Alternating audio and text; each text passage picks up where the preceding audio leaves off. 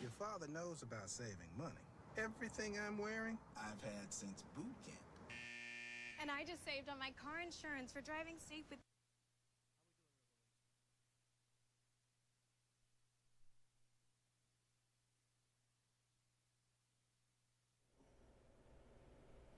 Ladies and gentlemen, welcome back to Unbound, the show where we dive deep into the headlines, unpack the chaos, ask the questions everyone else is too afraid to touch. I'm Jey Morales. With me tonight is my co-host, Revelation.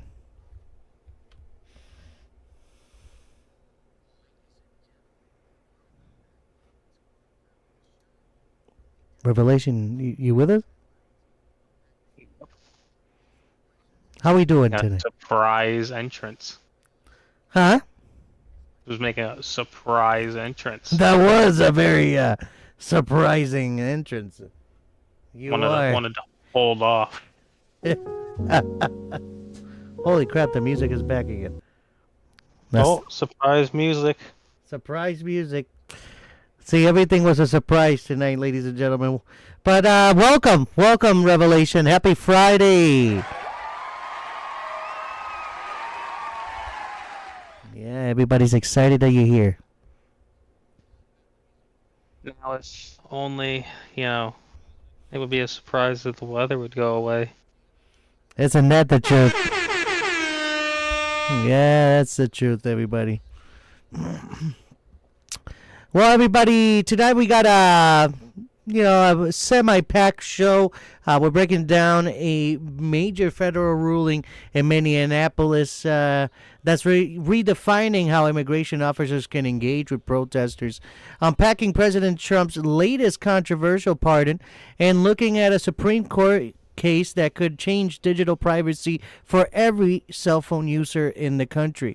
We'll also hit the big sports headlines from the Buffalo Bills taking on the Broncos in a high-stakes playoff showdown to the NFL, sparking debate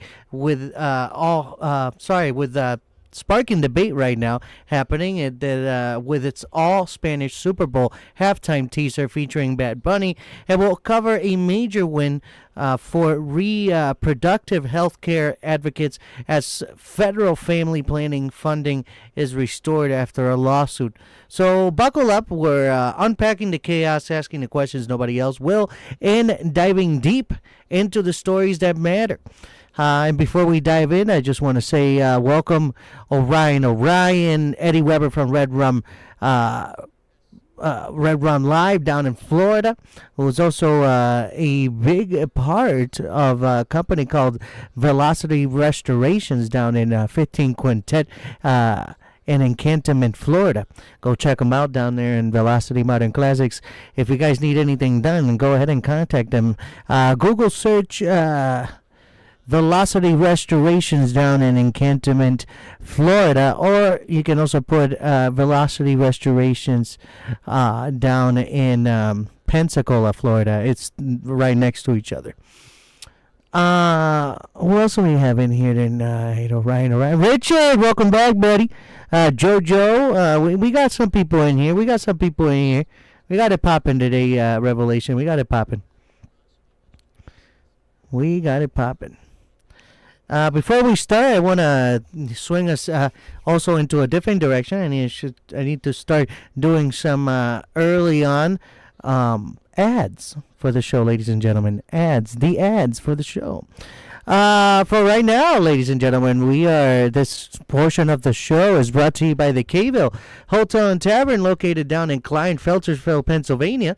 They're open Wednesday to Sunday, Wednesday and Thursday 4 to 9, Friday 4 to 10, Saturday 12 to 10, and Sunday 12 to 8 p.m.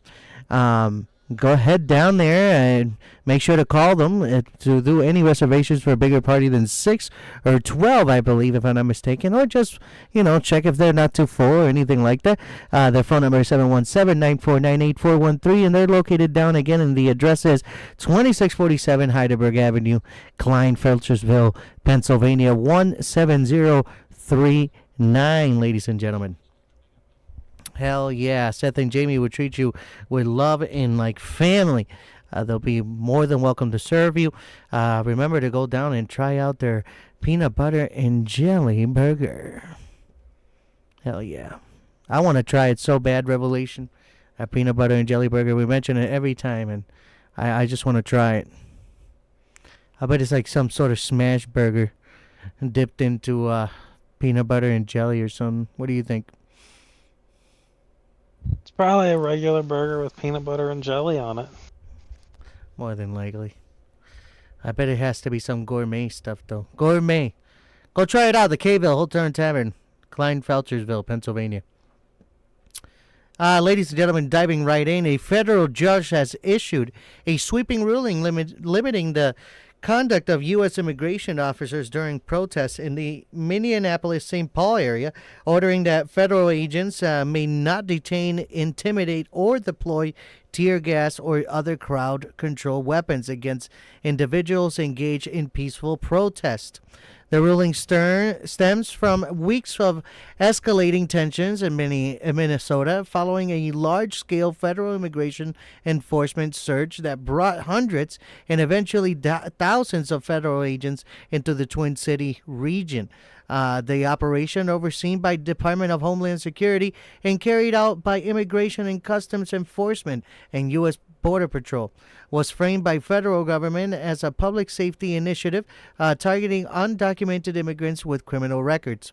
However, the enforcement effort quickly drew widespread criticism from local officials, civil rights groups, and community members, who described the operation as overly aggressive, militarized, and disruptive to daily life. Reports emerged of federal officers wearing tactical gear, conducting vehicle stops, and operating in neighborhoods with little coordination with local law enforcement. These actions prompted sustained demonstrations across Minneapolis, many of them organized by immigrant rights advocates and community coalitions. As protests grew, so did allegations that federal officers were violating constitutional rights. Demonstrators and legal observers reported instances in which individuals were detained despite not interfering with enforcement activity, as well as use of tear gas and chemical irritants during protests that were otherwise peaceful. Civil rights attorneys argued that these actions amounted to unlawful suppression of free speech and assembly. In response, a group of Minnesota activists filed a federal lawsuit supported by American Civil Liberty Union, seeking emergency relief. The plaintiff argued that federal officers were engaging in unconstitutional behavior by treating peaceful protesters as security threats rather than civilian exercising protected rights. In his ruling, the federal judge agreed, stating that while the executive branch restrained broad authority to enforce immigration law, the authority is not unlimited. Count emphasized that the First Amendment's protection of free speech and peaceful assembly applies regardless of political climate or the federal government's enforcement priorities.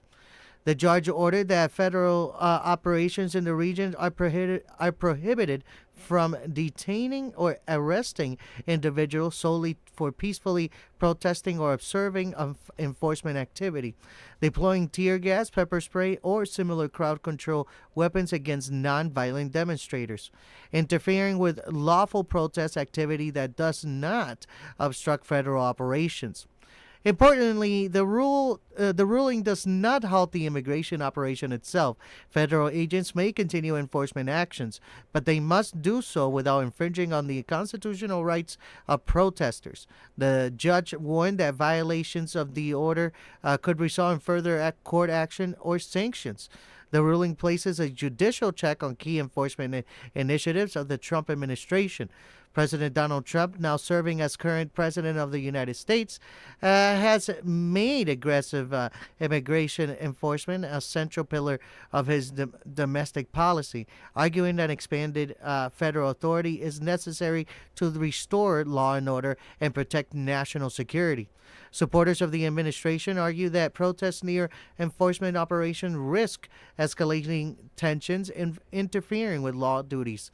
Critics counter that suppressing peaceful protests undermines democratic norms and erodes public trust, particularly in communities already wary of federal authority.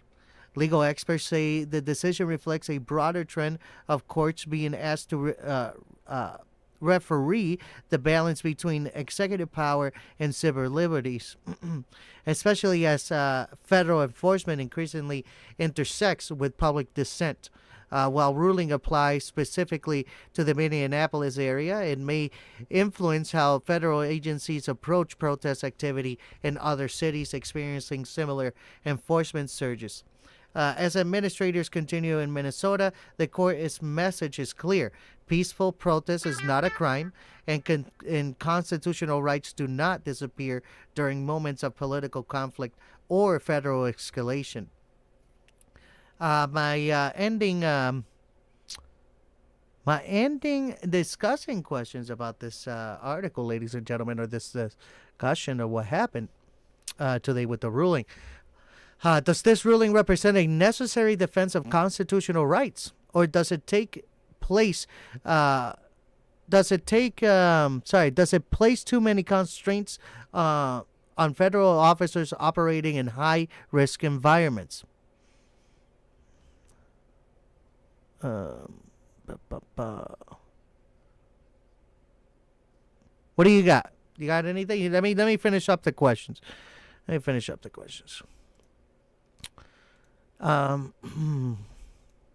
In moments of heightened immigration enforcement, should local communities have greater authority to push back, or does that undermine national policy set by the president?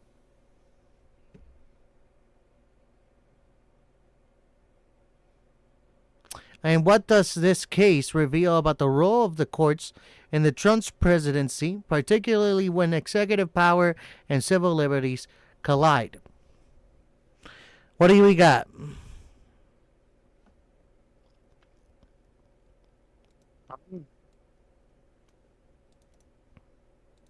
All I know is that for them to say that it's a peaceful protest, but like it started out as that, but if you didn't know, recently, they burnt like I want to say like 7 ICE vehicles, stole the weapons, ammo, and like a bunch of like classified documents out of them.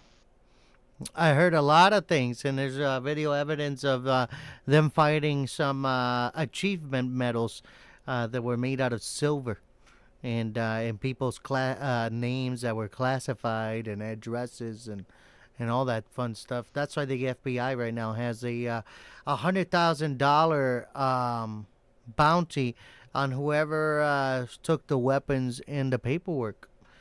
So that's what's going on with them.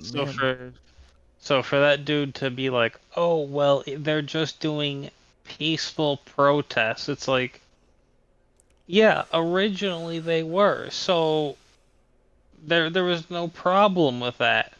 Yeah, sure, they might have been harassing them, but they were just still peaceful protesting.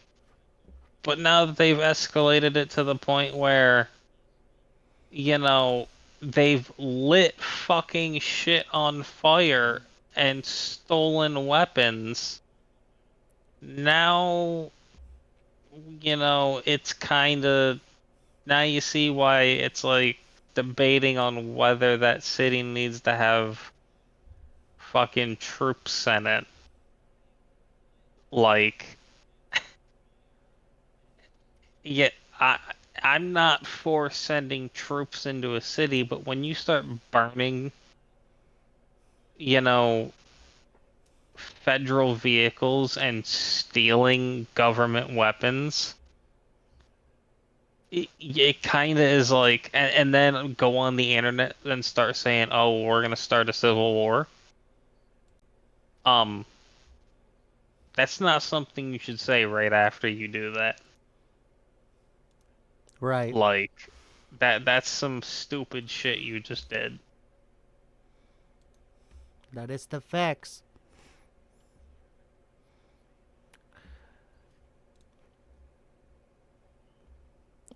Now, moving along to our next topic of tonight, President Donald Trump plans to issue a presidential pardon to former Puerto Rico Governor Wanda Vázquez Garced, who previously pleaded guilty to a federal campaign finance violation, a move confirmed by White House officials and one that has sparked sharp debate over political accountability, executive power, and the integrity of the justice system.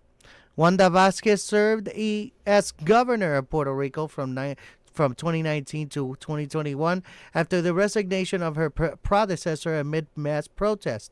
A lawyer by training and a member of Puerto Rico's pro-statehood New Progressive Party, Vázquez became a nationally known figure during a period of political instability on the island.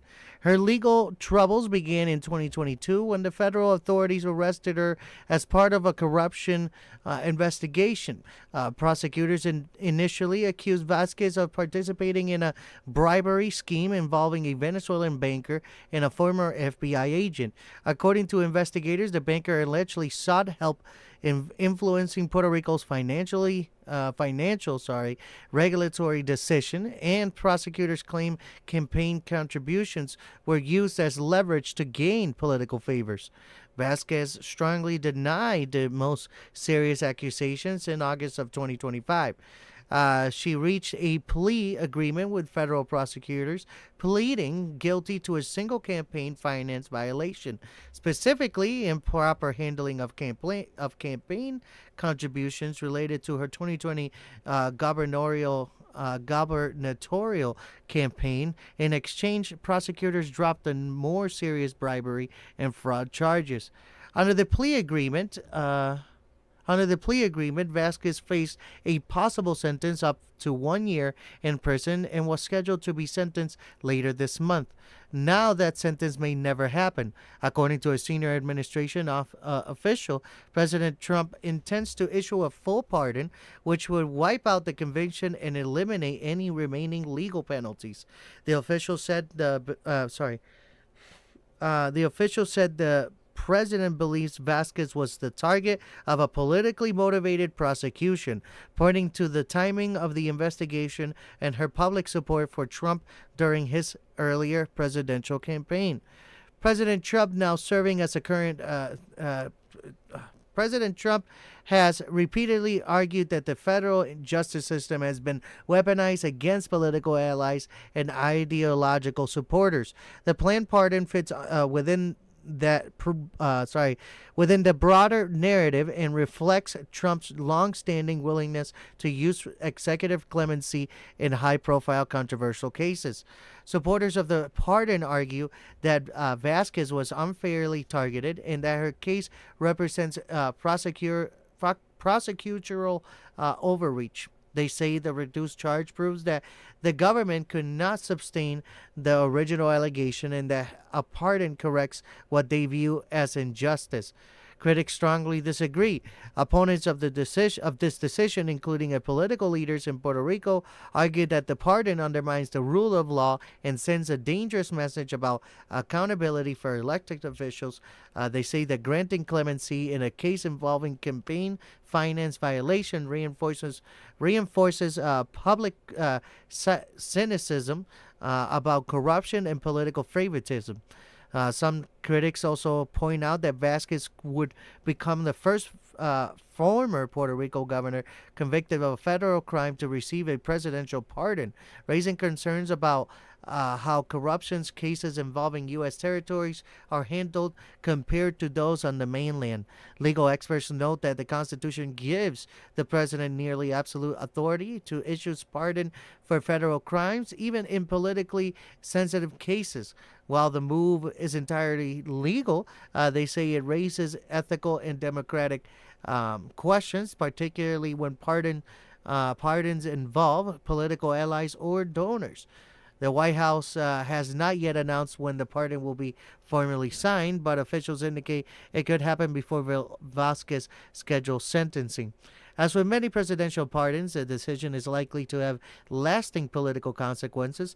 It adds to an ongoing national debate about the limits of executive power, the independence of the justice system, and whether political leaders are held to the same standard as ordinary citizens.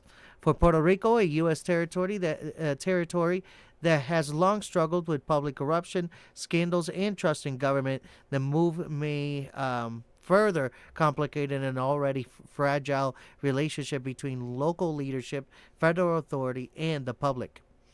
My discussing questions to you, the viewer. Does President Trump plan pardons correct political injustice, or does it weaken public confidence in holding power leaders accountable? Should presidential pardons be used in cases involving campaign finance and political corruption, or should those crimes carry stricter consequences? What message does this decision send voters, especially in U.S. territories like Puerto Rico, about fairness, power, and injustice? Please let us know in the comment section what you guys think. Revelation, you think you have anything to say about that? And just in general?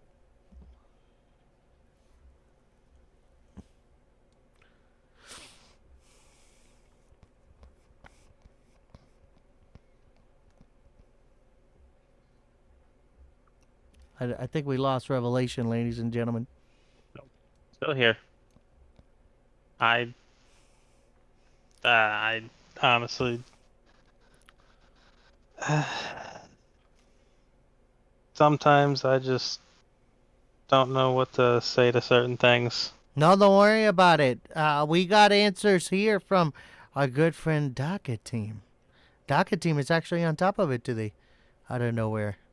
Docket Team, according to some answers, supporters argue that the pardon corrects a political motivated prosecution, protecting a public figure from disproportionate punishment. Critics contend it erodes trust in the justice system, signaling that powerful leaders may avoid accountability for violations that ordinary citizens cannot. And then our second question that we had for you guys, what are the broader implications of pardoning a former elected official in a federal campaign finance case? It could set a precedent suggesting political elites might receive preferential treatment, raising questions about fairness, rule of law, and whether campaign finance laws are enforceable for high-profile politicians. And question 3, should presidential pardons be used in cases involving campaign finance and political corruption, or should those crimes carry stricter consequences? Many argue that campaign finance violations and corruption affect public trust, and pardons in cases could undermine deterrence. Others argue that the president has constitutional authority to exercise clemency, even in politically sensitive situations. That's what we got so far, I think, right? Yeah, I barely know anything about pardons. Yeah. That's why I was like, I was sitting there trying to think. I'm like, I have no fucking idea. And there's a couple more questions here that they went a little bit farther with. Like, could the pardon influence future prosecutions of public officials in the U.S. territories? They say yes. Prosecutors might reconsider charging high-profile figures if they believe presidential pardon could override legal consequences, possibly affecting deterrence and enforcement consistency. So that's what they got for that, ladies and gentlemen. Let us know in the comment section about that. Moving on, the U.S. Supreme Court has agreed to hear a major case that could determine whether law enforcement may use broad search warrants to collect the historical location data of cell phone users, a decision expected to have sweeping implications for privacy rights in the digital age. At the center of the case is a powerful investigative tool increasingly used by police, known as a geofence warrant. Unlike traditional warrants, which is target specific individuals, a geofence warrants allow law enforcement to demand location data from technology companies such as Google or Apple for every cell phone that was present within a defined geographic area during a specific period of time. In practical terms, this means police can obtain location histories for dozens, hundreds, or even thousands of people, most of whom are not suspects simply because they happen to be near the scene of a crime. The Supreme Court's decision to take up the case signals growing concerns among the justices about whether this practice violates the Fourth Amendment, which protects Americans from unreasonable searches and seizure. The case arose after law enforcement used a geofence warrant to obtain cell phone location data tied to a criminal investigation. Defense attorneys argued that the warrant was unconstitutional because it swept up the privacy movements of innocent people without individualized suspicion. Civil liberties groups agree.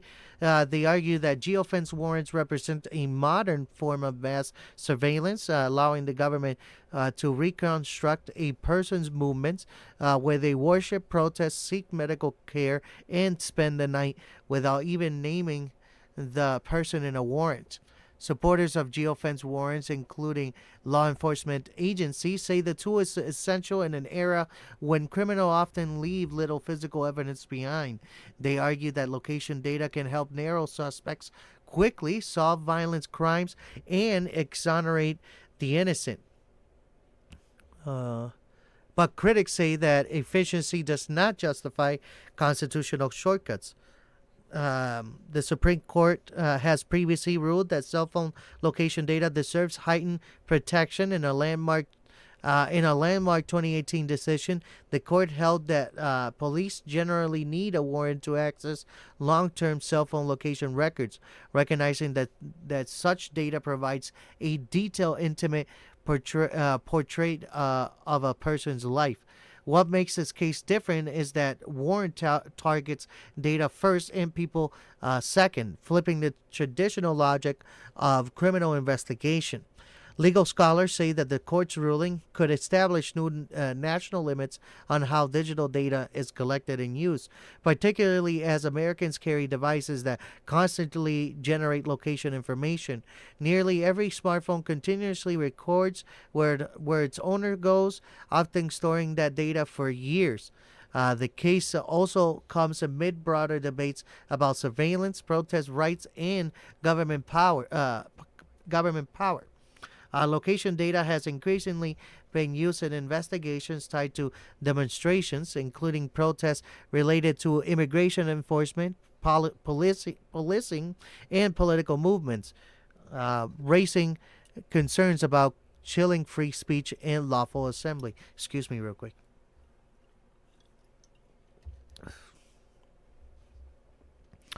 Under President Trump, federal law enforcement agencies have expanded their use of digital investigative tools, arguing they are necessary to maintain public safety. The Supreme Court's ruling could either reinforce or limit that expansion. If the court rules against geofence warrants, law enforcement agencies nationwide may be forced to change investigative practices and discard evidence obtained through broad location searches. If the court upholds them, privacy advocates warn it could normalize dragnet-style data collection and erode expectations of personal privacy in public spaces. A decision is expected by the end of the court's current term. At its core, the case has fundamental questions for the digital era.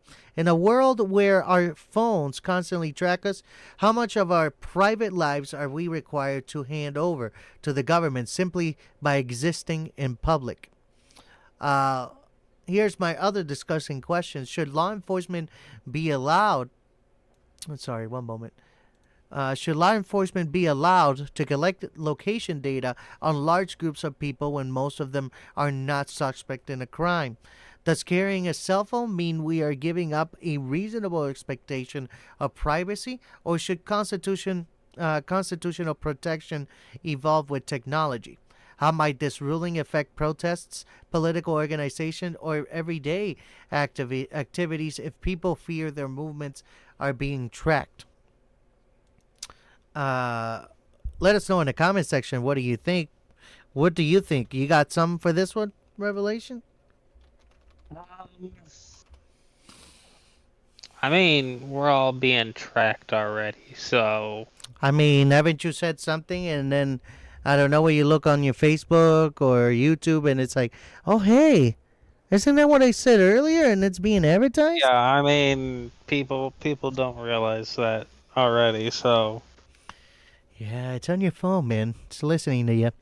The phone knows what you want. And it will have it for People, you. It might even give you a people are 20% off. You never know. people are just now throwing a fit because, oh, well, the police are gonna track you through it, motherfucker. They've been doing it forever. That's a fact. That's a fact, ladies and gentlemen. Let us know in the comment section what you think. Is the government impeding too much? We'll see. Well, we are always looking at the comments, ladies and gentlemen. Like there was already a law after fucking 9/11, and people just conveniently forgot that they were just still having it in place.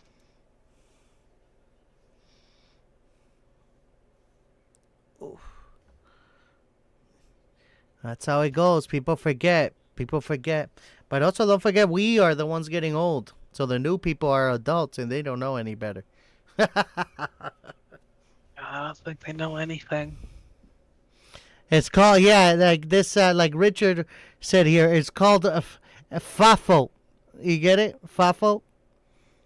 F around and find out? Around, find out. Yeah, yeah, yeah.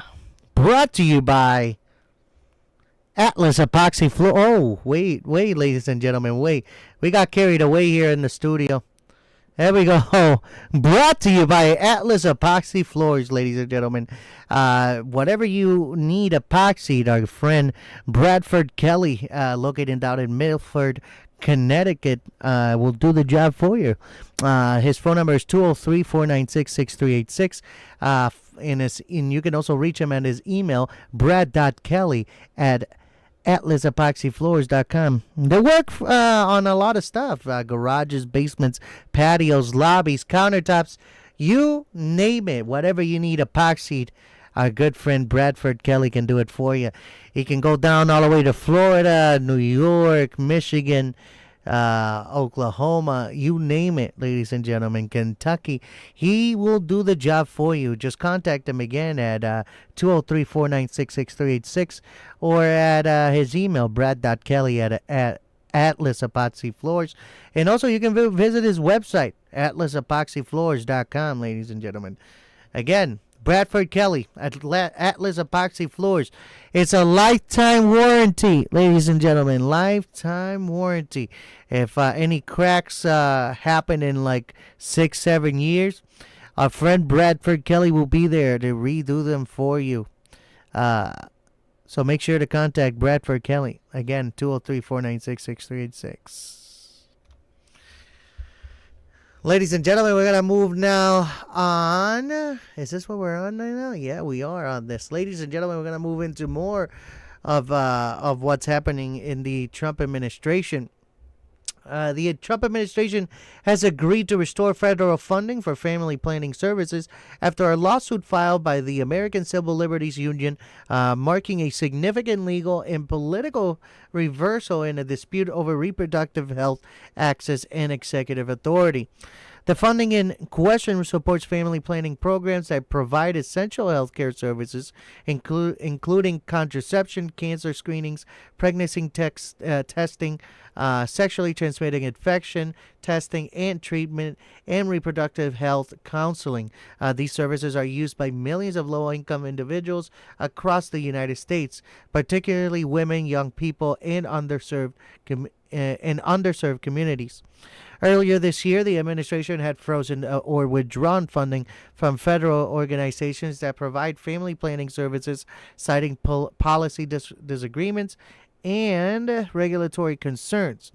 Critics argue that the movement disproportionately harmed vulnerable population and amounted to an indirect attempt to restrict access to reproductive health care without congressional approval. In response, the ACLU filed a lawsuit on behalf of affected healthcare providers and patients, arguing that the funding cuts were unlawful and violated federal statutes governing how family planning funds must be distributed. The lawsuit also claimed the administration actions undermined public health and bypassed established administrative procedures. A federal judge overseeing the case signaled serious concerns about the legality of the funding freeze, prompting negotiations between the Justice Department and civil rights attorneys. As a result, the Trump administration agreed to restore the funding while the case proceeds, allowing clinics to reopen services that had been reduced or suspended. The restoration applies to federal family planning grants that support clinics in multiple states, many of which had already begun turning patients away or limiting appointments due to budget shortfalls. Healthcare providers say the interruption caused confusion, staffing cuts, and delays in care, consequences that could have long-term effects on patient health. President Trump has taken a firm stance against expanding abortion access, but the restored funding does not pay for abortion services. Federal law already prohibits the use of these funds for abortion.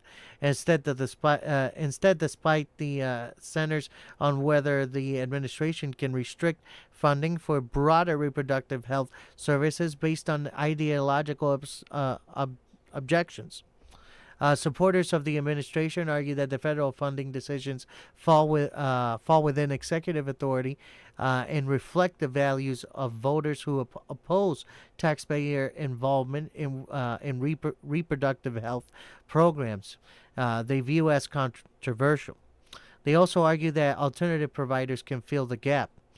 Opponents strongly disagree. Civil rights advocates and medical professionals argue that limiting family planning funding reduces access to basic health care, increases unintended pregnancies, and disproportionately affects people with limited financial resources.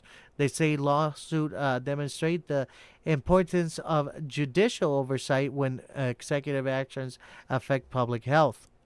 The ACLU hailed the funding restoration as a major victory, stating that access to family planning services is not a political bargaining chip, but a core health care need protected by law. Legal experts note that while the funding has been restored for now, the broader legal battle is not over.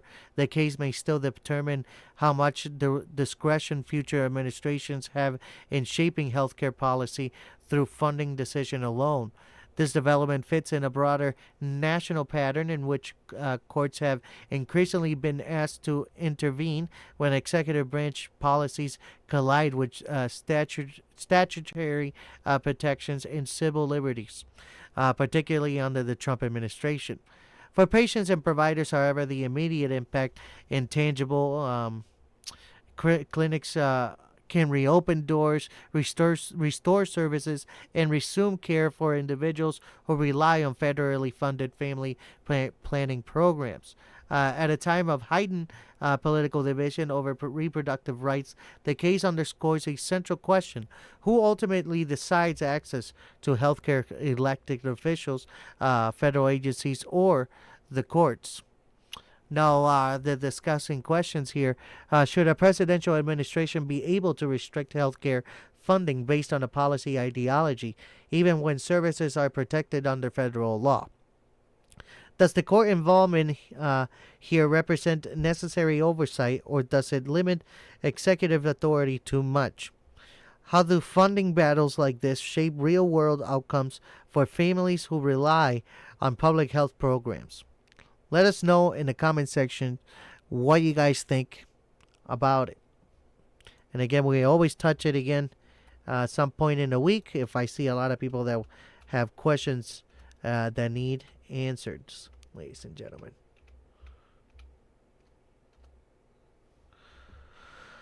Let's see.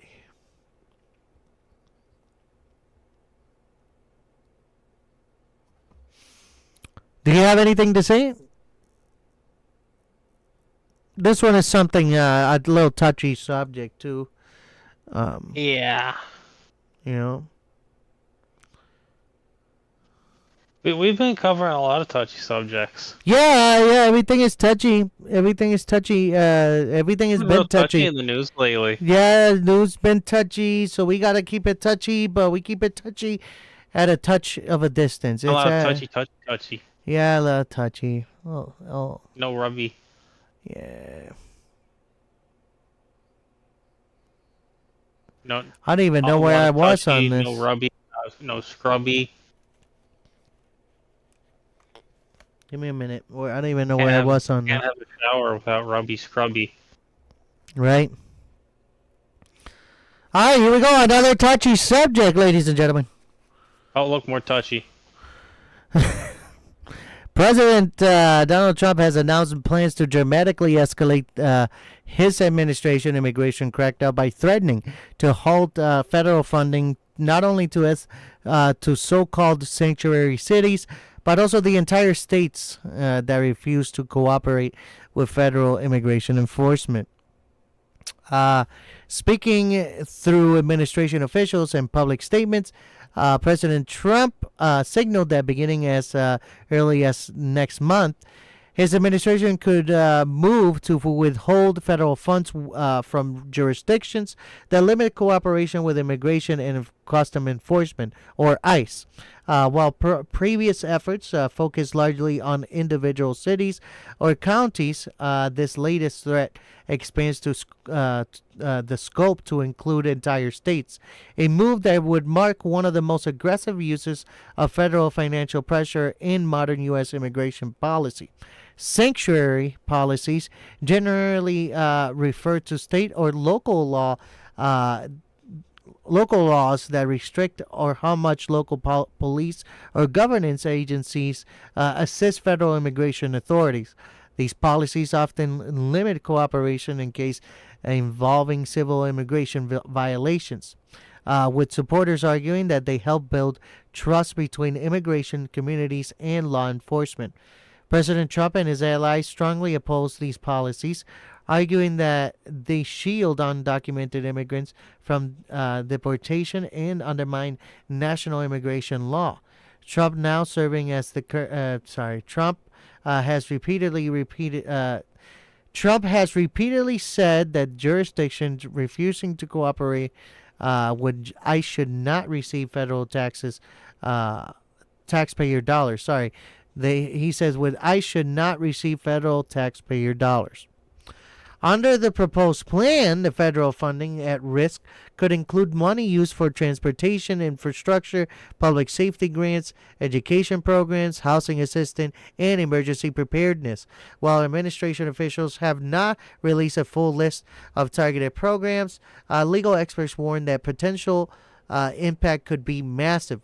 Critics argue that cutting federal funding would punish millions of residents, including U.S. citizens, for policies enacted by state or local governments. They also note that many federal funds are appropriated by Congress, not the president, raising serious constitutional questions about whether executive branch has the authority to unilaterally withhold them.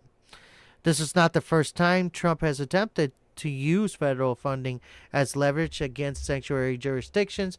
During his previous term, similar efforts were repeatedly blocked by federal courts, which ruled that the president cannot impose new conditions on congressionally approved funding without explicit authorization from Congress.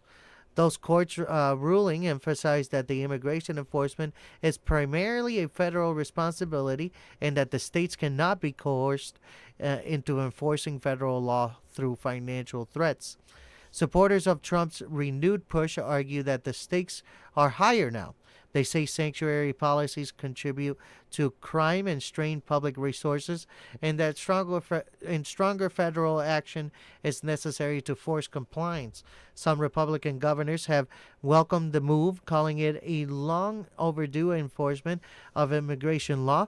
Democratic governors and mayors, however, have vowed to fight the plan in court. Several state officials have already indicated they would file immediate lawsuits if funding is withheld, calling the threat unconstitutional and an abuse of executive power. Civil rights groups and legal scholars warn that the policy could trigger a prolonged legal battle and disrupts essential services nationwide. They also raise concern that expanding federal pressure from cities to entire states could fundamentally alter the balance of power between the federal government and the states. The announcement comes amid heightened immigration enforcement nationwide, including large-scale federal operations, including detentions and growing protests in major cities, particularly in states with large immigrant populations. While no funding has yet been formally cut, the administration's threat has already sent shockwaves through state governments, forcing budget officials to prepare contingency plans and legal teams to gear up for court challenges. At its core, the conflict highlights a fundamental question at the heart of American federalism.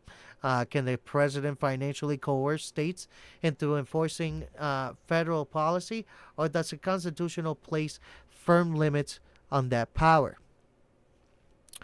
Here's our other discussing question as well. Should the federal government be allowed to withhold funding from states to force compliance with immigration policy, or does that cross the constitutional line? Who ultimately pays the price when federal funding is threatened? Political leaders or everyday residents who rely on public services? Does expanding the threat from cities to entire states signal a shift towards stronger executive authority, or is it an overreach likely to be struck down by the courts? Now, let us know in the comments section about what you think about that, ladies and gentlemen. What do you think? You must have something for that one.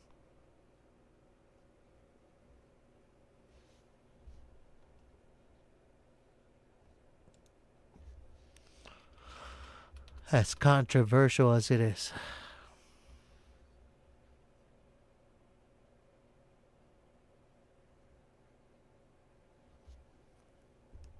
Ladies and gentlemen, I think we lost our good friend Revelation.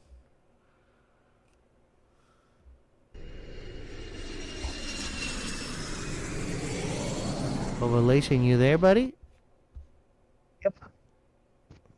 Nothing on that one? Still trying to think about the whole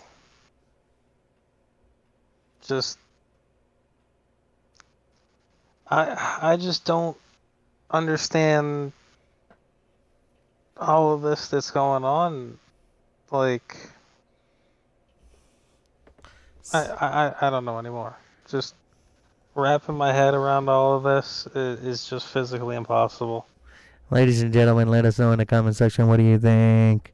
And now we're going to move over to a controversy over the NFL's all-Spanish Super Bowl halftime show teaser featuring Bad Bunny. A wave of debate and online reaction has surged around the NFL first teaser for Super Bowl 60 halftime show. Released this week in featuring Puerto Rican superstar Bad Bunny, with a decision that some fans are calling tone deaf and others praising for its cultural inclusiveness. The halftime show teaser, intended to promote the February 8, 2026 event in Santa Clara, California, was entirely in Spanish.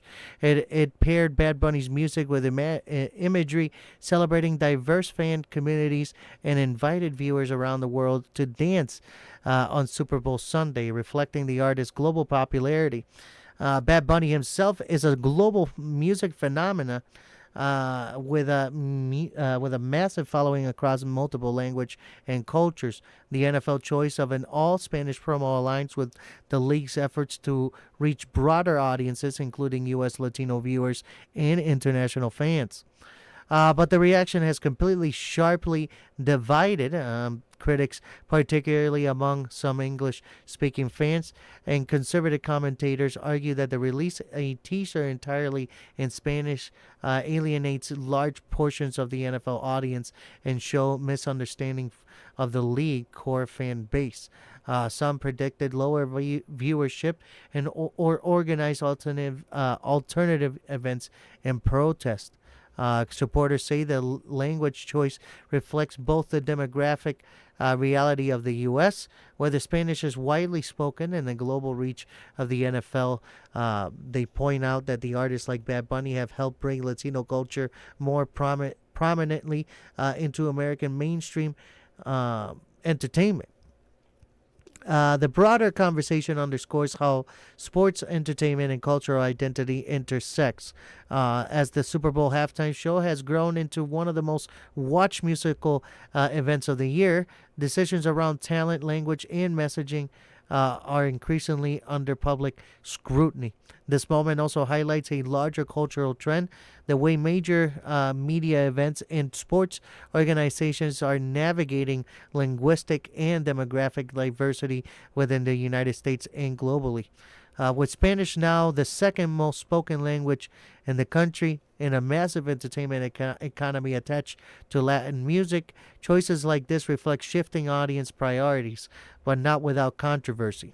In addition, in the debate over the trailer's language, the halftime show itself, featuring Bad Bunny, is a blend of reggaeton, Latin trap, and pop, is shaping up to be one of the most talked about entertainment moments of the year. This controversy comes ahead of other major entertainment news, like the streaming releases and music debut hotly anticipated later this month, including films, documentaries, and new albums from major artists. Here's the discussing questions about this.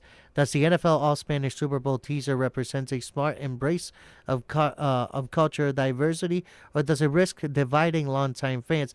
In my opinion, you guys got every single diverse person playing in your league.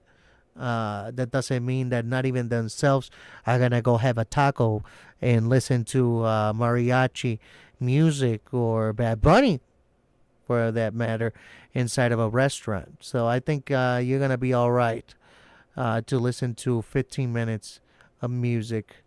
What role should major U.S. sports leagues play in reflecting multicultural audiences, and how should they balance that with a broad appeal? That's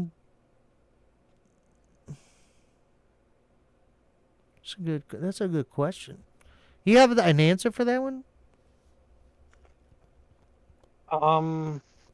For the navigating the audiences? Yeah, right. Like, what role should major U.S. sports leagues play in reflecting multicultural audiences, and how should they balance that with broad appeal? I mean, well, I know the NFL already has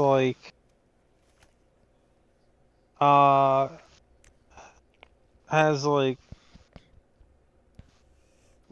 has like what do you call it? Is shown in over 20 different European countries. They've been for the second time for 2 years in a row they've played in Brazil. I know several times they've played in Mexico City. So it's not like it's not a linguistic issue, and it's not like, oh hey, it's not a international thing. Like, everyone knows, oh hey, we like the NFL and football. I mean, hell, even Europe has, American football, leagues. So, I mean, I guess it's just, I don't really know. I guess it just comes down to maybe some people wanted a different artist this year. Right? I don't know.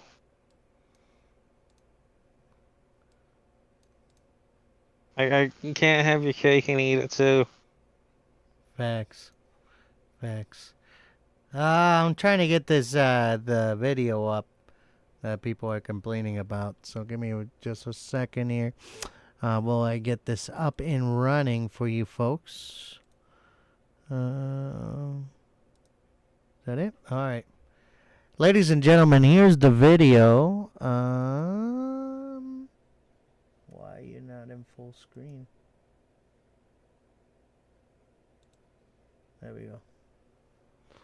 All right, ladies and gentlemen. Here is...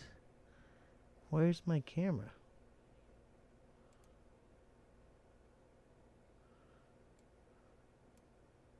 There we go. All right, ladies and gentlemen, here's the... We good? Yeah. Here's the...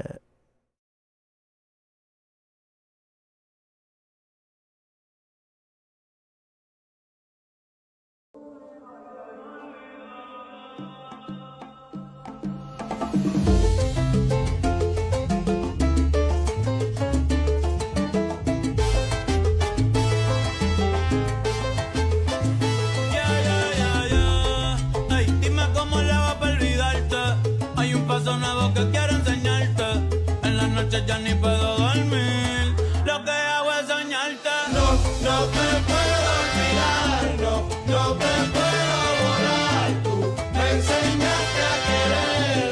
Me enseñaste a bailar. Mi diablo, mi ángel, mi loquito. Ay.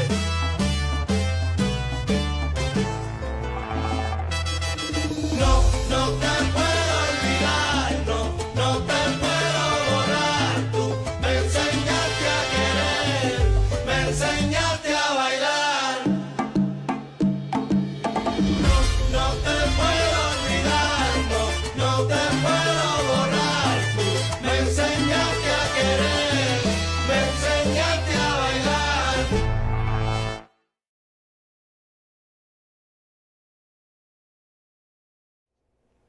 That was it.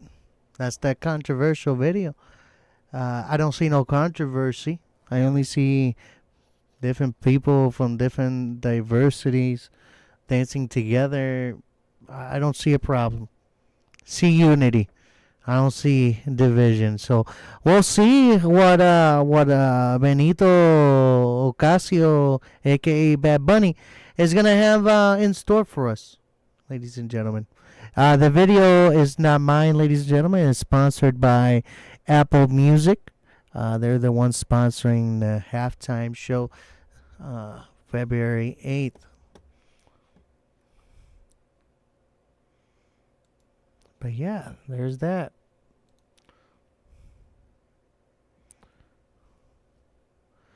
And then I'm on my final topic tonight, ladies and gentlemen. And then we're going to pass it over to our good friend Revelation to end the show. The Buffalo Bills are set to take on the Denver Broncos in the AFC divisional round of the 2025 to 2026 NFL playoffs.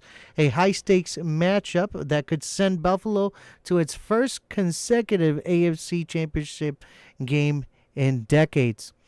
Buffalo earned its postseason berth with a dramatic 27-24 road victory over the Jacksonville Jaguars in the wild card round. A win marked by a late touchdown drive led by quarterback Josh Allen and a crucial interception to seal the game.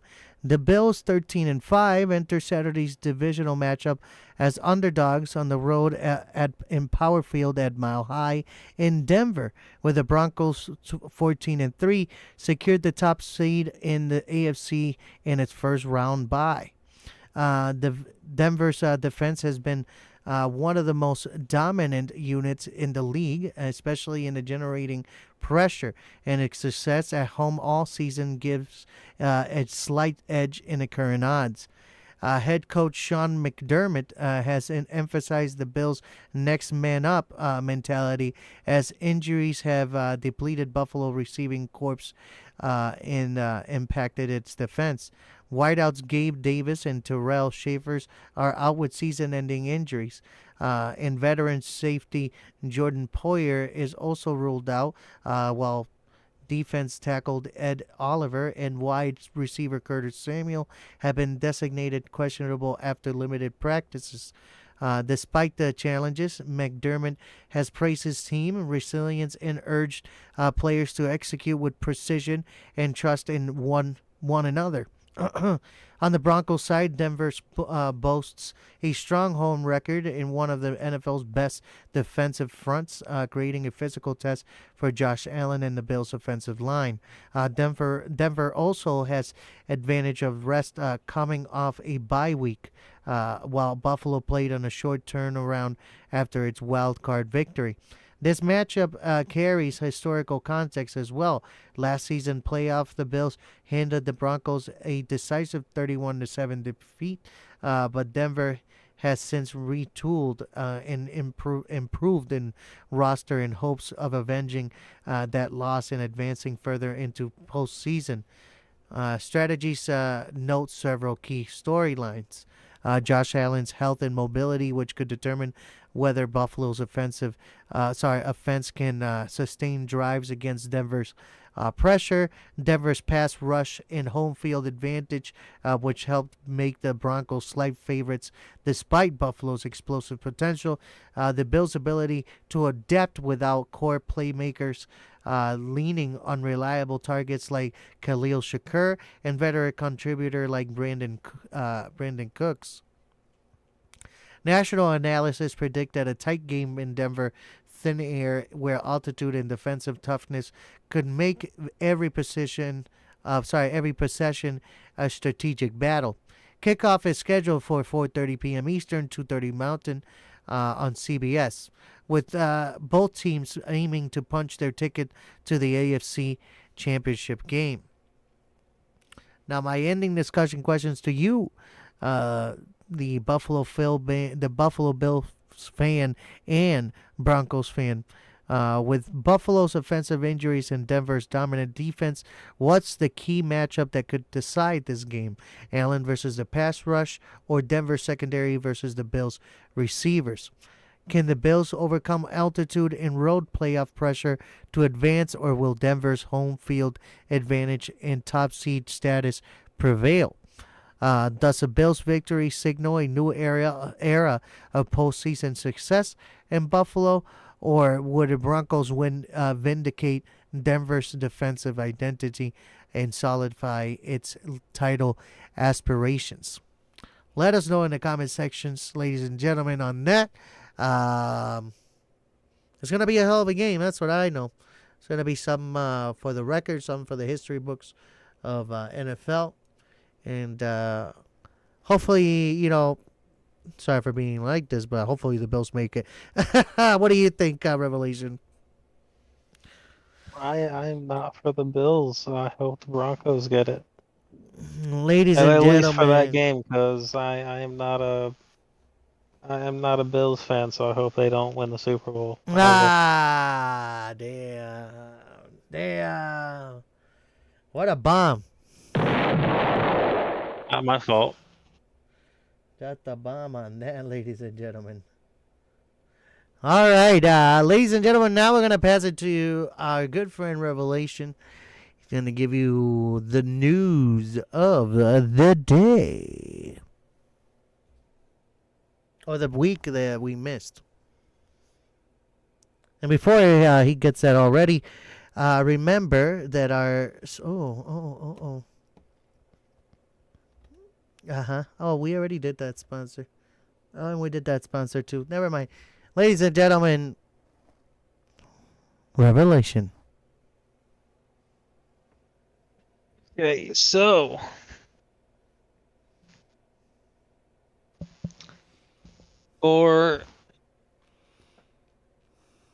we have some recalls. The FDA has recalled some spring and mulberry date sweetened chocolate Monday.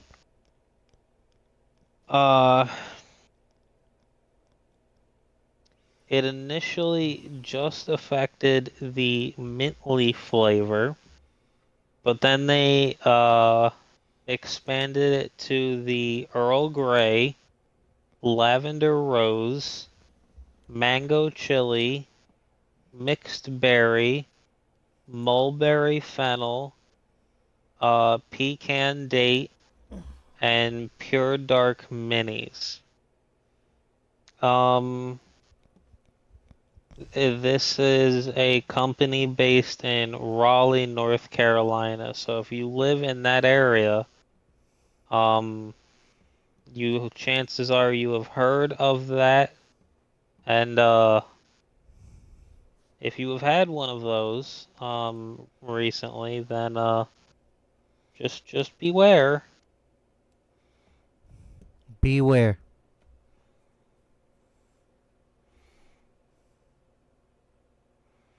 And on to the next one. We now have some big back shit. If you live in Michigan, you're gonna enjoy this. Hudsonville ice cream has added more flavors to its Little Debbie lineup in the form of ice cream sandwiches. The oatmeal cream pie and the cosmic brownie, which, as we all know, are we all grew up eating the oatmeal cream pie and the cosmic brownie, and now they are in the form of ice cream sandwiches. The oatmeal cream pie will be vanilla ice cream, and the cosmic brownie will be chocolate ice cream. They can be found at Meijer, Kroger, Hy-Vee, Giant Eagle, Mariano's, Roundy's, Family Fare, Tony's Fresh Market, Strachan Van Til Food Market, Burkett's Superfoods, and Hannaford, and the potential for more food retailers to be added later. So that is that one. I have two more.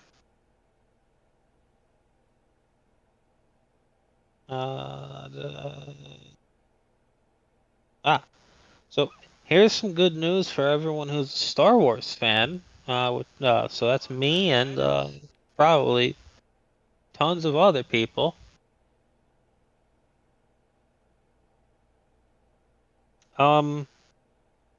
So as we all know, Kathleen Kennedy, she's been ruining Star Wars for years. Everyone's known that. She has finally stepped down from Lucasfilms, and those were rumors for the longest time. Now they are confirmed. Dave Filoni, the man behind the Clone Wars, the animated series, and all of the other, things like The Mandalorian and all the TV shows. Well, he will be stepping up as the creative lead of Lucasfilms, and also as the president, and also as the chief creative officer as well. And some other person, Lynwyn Brennan, will be the co-president. Not saying what she did.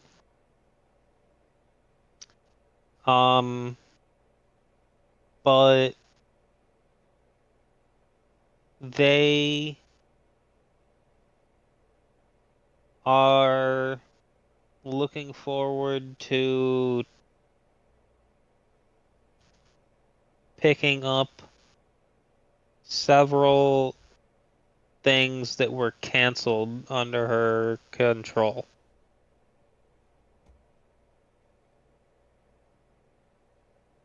And for my last one,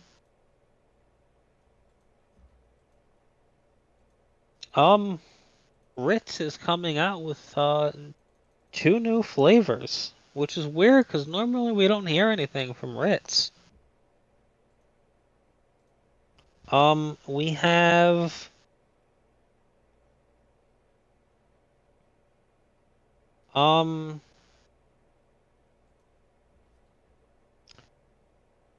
Ritz drizzled minis.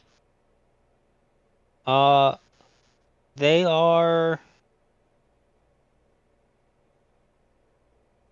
fudge crackers.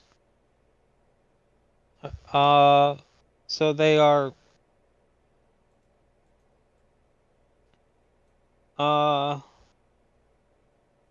basically your regular Ritz with a bottom that is, fudge,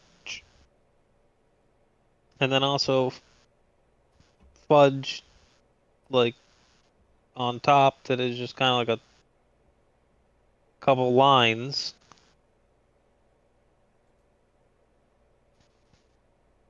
And it's not saying what the other flavor is. So yeah, I don't know where they're getting the other 2. So yeah, that's the end of that article.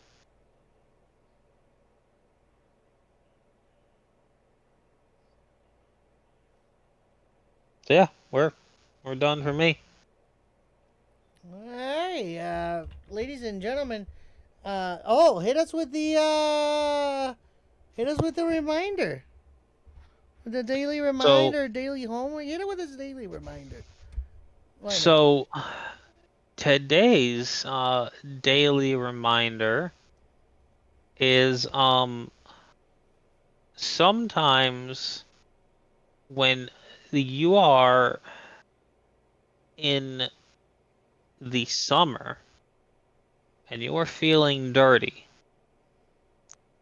you just gotta grab a bottle of a brand new product and wash yourself off with it.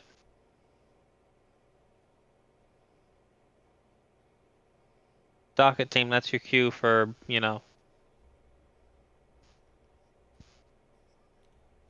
For what? For what? That's the cue for what? Yeah, Docket team, that's the cue for the new promotional advertisement. Hit it again? For the promotional advertisement? Oh, you mean the new promotional? Yeah, the new promotional advertisement. Oh, we should have moved into the Unbound channel. That's where that button is at. Oh. Unless, can we make it happen? Wait, can we? Oh my God, can we? Ladies and gentlemen, we have a brand new sponsor. It used to be this sponsor here. Dab's Anal Lube for deep and relaxed play. The new sponsor, ladies and gents. I'm going to try to find it. I got to find it. I think it's right here. I don't know if you guys are going to be able to hear it. But here we go. This is the new sponsor. Get squeaky clean with Dab's Cock Wash. Splash into summer freshness. Dive in, wash up, easy as a dab. Easy as a dab, ladies and gentlemen. Easy as a dab. I hope that you guys got to hear that. No, I didn't. So chances are. Let me see. Give me a second. I hope. Dab's Anal Lube. Wait. Oh my God, it worked. It worked, ladies and gentlemen. You did hear it. They heard it. Okay, that's good. That's good. That's our new sponsor. It's from Dab Don 710, our former co-host. He has a job now that it's been impeding him to get involved into the show. We love you, Dab Don 710, and yeah, Try yours today, ladies and gentlemen. But with that, ladies and gents, that's it. We're going to leave you, not get carried away. This wraps up the show tonight, ladies and gentlemen, of episode 3 of season 2 of Unbound. We covered a landmark federal ruling on immigration protests, President Trump's controversial pardon, the Supreme Court case that could reshape digital privacy, the Bills versus the Broncos playoff showdown, the NFL's all-Spanish Super Bowl teaser with Bad Bunny, and the restoration of federal family planning funding. Remember, these stories aren't just headlines. They affect civil liberties, politics, culture, everyday lives. We want to hear your thoughts, so jump into the comments, share your perspective, and keep the conversation going. Before we go, I want to take a moment, as always, to address 2 important issues, mental health and domestic violence. These affect millions of people quietly every day, but support is available. If you or someone you know is struggling with mental health challenges, you can contact the 988 Suicide and Crisis Lifeline, and in the U.S. by dialing 988. Trained counselors are available 24/7 to provide support, guidance, and resources. For those affected by domestic violence, you can reach the National Domestic Violence Hotline at 1-800-799-7233. They provide confidential assistance, safety planning, and connections to local support services. Taking that first step to reach out, whether for yourself or someone you care about, can make a real difference. Remember, reaching out for help is a sign of strength, not weakness. You are not alone. I'm Jey Morales alongside Revelation. Thanks for staying Unbound with us. We'll see you next week on Monday the 19th, Martin Luther King Day, ladies and gentlemen. We'll catch you on Monday. Go ahead, Revelations, and say your goodbyes, eh? Hey, everyone. You have a safe, beginning of your day if you're, waking up and going to work. Or if you aren't and you're getting ready to, have the nice snooze for the because you're, going to bed. Thank you for listening to the podcast with us. If you live anywhere that is freezing like we are, thank you for suffering with us, and stay warm. If it's warm where you are, you can screw off. Please bottle some of that warm air up and send it our way. So you have yourself a good night. Take it easy, ladies and gentlemen. We're just going to leave you with a quick short here tonight of a snippet of Baile Inolvidable by Bad Bunny. Have yourself a good night. Thank you for tuning in.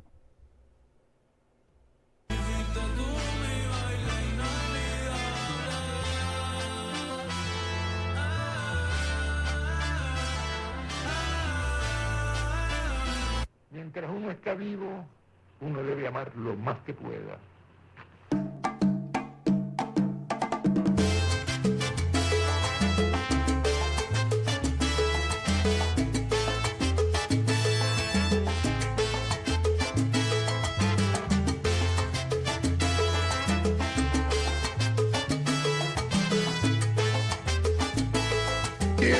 But the cream rises to the top, oh yeah.